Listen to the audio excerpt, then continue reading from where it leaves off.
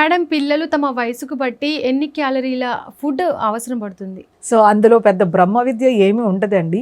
So పిల్లలకి పొట్ట అనేది చాలా చిన్నగా ఉంటుంది. If you talk about 1 year baby, 1 year బేబీకి అంత కొంచెం ఇంత గిన్నెలో అన్నము, పప్పు ఇంత అన్నం ఇంత కూర వేస్తే వాళ్ళకి సరిపోతుంది. కానీ మనము తెలుగు స్టేట్స్లో చూస్తుంటాం లేడీస్ పెద్ద పెద్ద గిన్నెలో నిండా కలిపేసి 1 hour 2 hours పెడతారు.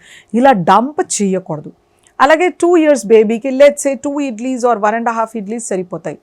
3 yearsకి కూడా 2.5 ఇడ్లీస్ సరిపోతాయి.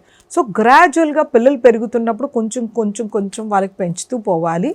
దాంట్లో మనం ఎక్కువ మోతాదులో ఇవ్వాల్సిన అవసరం ఉండదు. పిల్లల రిక్వైర్మెంట్ అనేది తక్కువగా ఉంటుంది, గ్రోత్ అనేది చాలా బాగుంటుంది అనమాట. మనం ఎప్పుడు క్వాంటిటీ చూడకూడదు, క్వాలిటీ ఆఫ్ ఫుడ్ అనేది చాలా ఇంపార్టెంట్. వాళ్ళకి ఆకుకూరలు, కూరగాయలు, పప్పు, పెరుగు, అన్నం కానీ చపాతీలు కానీ వాళ్ళ ఫుడ్ హ్యాబిట్స్ని బట్టి స్టేపుల్ ఫుడ్ గ్రెయిన్స్ని మనం ఇంక్లూడ్ చేయొచ్చు. డైలీ 1 fruit ఇవ్వడము, 1 glass పాలు. మనం పిల్లల్ని ఎక్కువ క్వాంటిటీలో తినమని ఎప్పుడు ఫోర్స్ చేయకూడదు. మనము క్వాలిటీ ఆఫ్ న్యూట్రియంట్స్ ఉన్నాయో లేవో చూసుకోవాలన్నమాట. మనం క్వాంటిటీ చిన్నప్పటి నుంచి ఎక్కువ ఇచ్చినప్పుడు పిల్లల్లో ఫ్యూచర్లో ఒబిసిటీ, డయాబెటీస్ రావడం అనేది జరుగుతుందన్నమాట.